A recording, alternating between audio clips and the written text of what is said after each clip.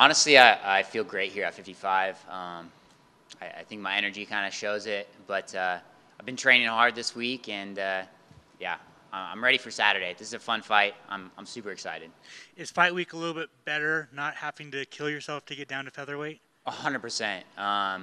Again, like I've mentioned it before, but like cutting down to 45, I literally would tell my coach, I'd be like, hey, for mitts, like just I want jabs and straights. I don't have the mental capacity or the energy to like do anything more than that. Like I'm just trying to get a sweat. Where now, I'm doing pretty much everything short of sparring with my teammates right now, which I think helps. Obviously, helps get the weight off, but it helps with the confidence and it helps me feel ready going into a fight instead of being like, oh, am I going to be able to recover in time? How am I going to feel when I get into the cage? Now I just feel confident, and I know on Saturday I'll be ready to get after it. And I guess is it better like just during camp? You know, you're not able, you're not just thinking about getting the weight off, right? So you're actually improving and getting better. Yeah, I mean, the using the Performance Institute has always been great. I use them for the supplements and the meals, but it's not having to go past that. Like for most of the camp, I'm still able to eat, 2 to 3 meals a day. I cut it a little towards the end, just if my weight's not where I want to be. But my body feels a lot healthier at this weight. I'm not having to force myself down any lower than it's willing to go. So yeah, I think it's a lot better for me, obviously. 6 months since your last fight. Is it a little longer than you wanted? I know that before you couldn't take fights on short notice because of your weight, but is this a good amount of time, or did you want to return sooner? Yeah, no, it was a great amount of time. We already had a trip planned kind of right after the last fight for August for me and my wife's anniversary. We went to Italy, which was great. And they offered us a fight like September 3rd on the Paris card. And that would have been like just cancel that trip. But the fight ended up not working out. So we ended up getting Jordan in November. And then it was nice because I didn't have to diet down while I was, trying to enjoy all that Italian food. But yeah, I mean, obviously, I think next year I'm going to kind of try and kick it up a notch. Just kind of bang out fights as often as I can, as long as I'm staying healthy, as long as I'm getting the wins. And yeah, I definitely like to fight more often next year, but this year it was perfect. What was your favorite activity in Italy? Honestly, it's really cliche, but I like seeing a lot of history stuff. It was cool seeing the Colosseum. Rome was great for that. So was Florence. Yeah, I mean, it's cool. It's cool seeing the. Obviously, we're not on the same level as the gladiators. Like, I'm not getting slashed up with a sword or anything, but it's interesting seeing how combat sports, in a way, have been entertainment for thousands of years, and it's cool to be, I guess, a part of that legacy a little bit. When you get the name Jordan Leavitt on your passed on your desk, what was your first reaction? I was excited. Obviously, I've mentioned it before. Like, I've hung out with Jordan. We've been in the sauna together. I've talked to him a little bit. We're both professionals. I think he's a nice guy. So am I. We're two of the least intimidating guys on the roster. Like, that's just not having an ego about it. Like, I know neither of us look tough, but we're both really tough dudes. I think that helps me. On that side is I know like he doesn't look as good as he is. Just like I don't. Like, I don't look like I'm gonna be as tough of a fight as I am. So I know to respect him going in there. But yeah, I mean, it was a super fun matchup. It's kind of one that we were looking at for a little bit. When I was contemplating the move up to 55, and I'm happy they gave it to us. I think it'll be a great fight. This is one of the few fights where I haven't been like scared so much as like, or anxious, nervous, whatever. I'm like just excited. I'm excited to go in there and test myself against a guy with a similar skill set.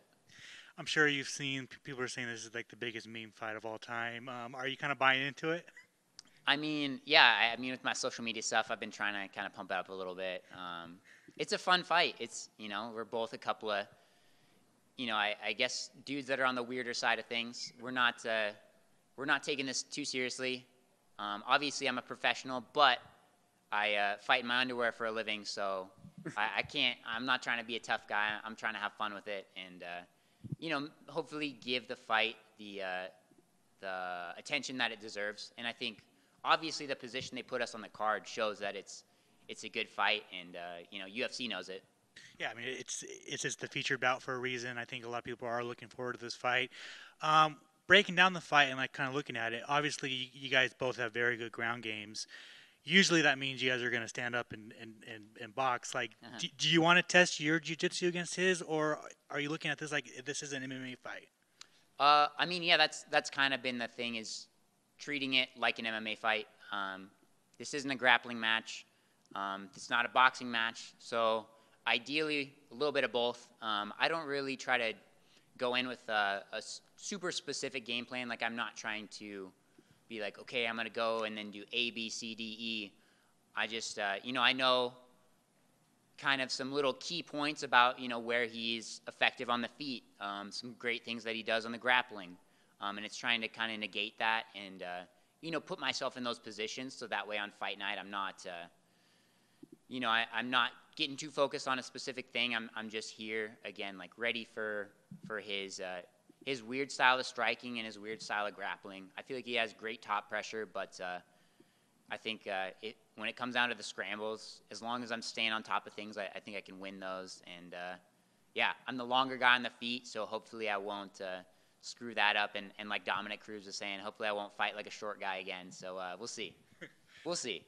He's not happy that he was the underdog, and you were the favorite. Do you have a reaction to that? I'm not really sure what the odds makers are looking at when they're having me as like minus 245 favorite. And I guess that's part of it's me being the one having to go in there and do that. I don't get the confidence of somebody from the outside being like, oh, you got this. I see it more as like a 50-50 fight. I think, or maybe a 55-45. I think I'm the 55 on that. But, I see it as an even matchup, especially from the outside perspective. But, again, I don't know what they're looking at. I mean, I was surprised too. But we can't bet on the fights. It doesn't make any sense for me to care about the odds too much. And then I just wanted your thoughts on the division as a whole. Put the matchmaker hat on. Who should fight Islam Makhachev next? Let's see.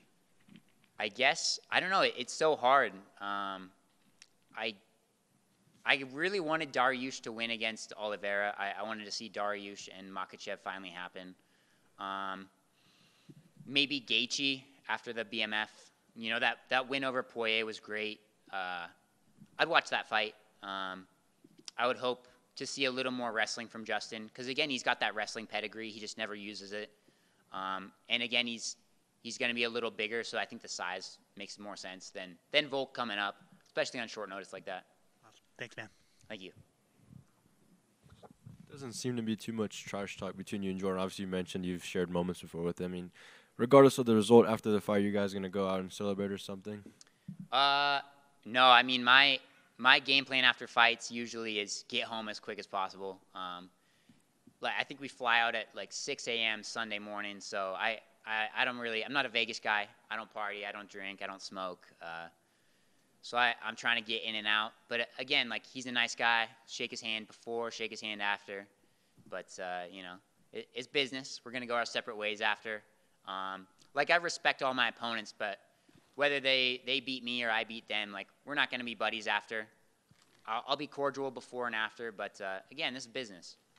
Fair enough. And keeping that matchmaker hat trend going, I mean, there was a big fight in the lightweight division, not 295, where Benoit Saint-Denis broke into the lightweight rankings. He called out for a top 5 opponent. Do you think the UFC should give him that, or do you think he should make his way to fighting like a Dustin Poirier or something like that? For who? Benoit Saint-Denis.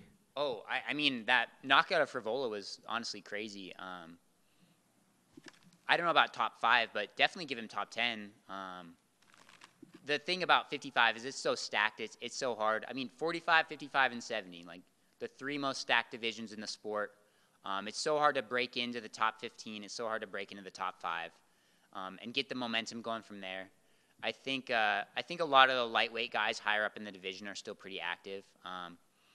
But no, I think give him a top 10 guy. I don't know about top 5. I think that's kind of jumping the shark a little bit, but we'll see. Good luck. Thank you. I've just got one fun one for you. We had Paul Craig in here, and he was giving us some impersonations. Do you have any? Can you do any? I know I put you on the spot, but. I don't know. I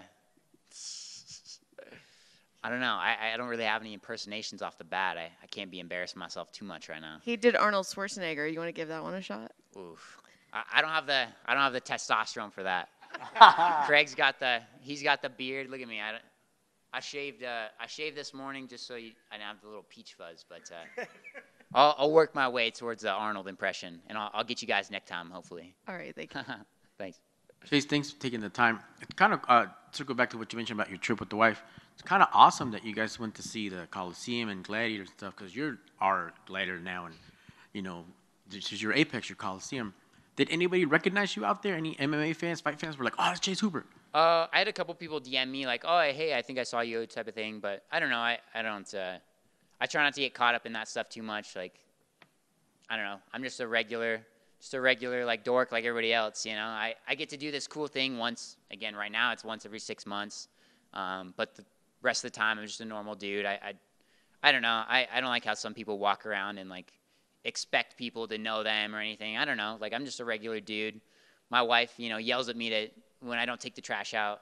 She makes me do the dishes and stuff. Like, I'm just a regular dude, and yeah, I don't know. I mean, it's nice. It's nice. It's really cool when people recognize me. I just feel like I'm the awkward one. Like, I don't know how to give them like a good, satisfying experience. Like, I feel like it just ends up being awkward for both people. But that's who I am. That's where I'm at. I can dig it, man. Hey, but that's awesome. You're grounded and you're humble, which will help you learn and evolve and progress in the game. You mentioned something real interesting about your the body being healthier. So did that affect you at all, without giving anything away, like depleting the body, you're like, oh man, this hurts more than it should have, or like, man, the recovery time. So I'm assuming at 55, you're just firing on all cylinders. Even that weight cut has to be smoother, right? Like, just not so draining. Yeah, I mean, again, I'll never make excuses for any losses, but even in some of my wins, I felt like, I'd be grappling and I would feel that I couldn't, do any crazy ground and pound, or else, I wouldn't have any energy left to keep fighting. So I felt like there was definitely, I hit a wall in the fights. But here at 55, like, again, like, I'm able to train hard. And that recovery is going from, whatever the 12, 24 hours of dieting, then you have, or weight cut with the water, and then you have 24 hours to recover, instead of me doing that crash diet where it's like protein shakes, and again, like, I was having little like honey packets before training just so I could work out for an hour. It's hard to come back from that, from like 2-3 weeks of, again, destroying your body and really malnourishing yourself. It's hard to come back from that in 24 hours. But yeah, I feel like I'm kind of in a sweet spot right now at 55. I feel great. Awesome, man. Well, glad you're home at 55. Can't wait to see some really nice guys try to kill each other on Saturday. Yeah, fair enough. I mean, talking about awkward, when a fan comes up to you, like, do you do like the fist bump? Do you do the wave? Do you do like the head nod? Like, what do you do? I try to shake people's hands. I feel like, I don't know, it seems kind of dismissive if I'm just like, all right, bye, get out of here. I don't know. I try to be cool. I don't mind talking to people. I'm not the most social guy, so I'm not great at making conversation. But if someone's like, oh, hey, like, how's it going? Big fan, whatever, then yeah, I'm good at, I guess, I don't know. I can keep a conversation going, but it's hard for me to start them. I'm still awkward, and yeah, I'm working my way towards being a normal guy someday.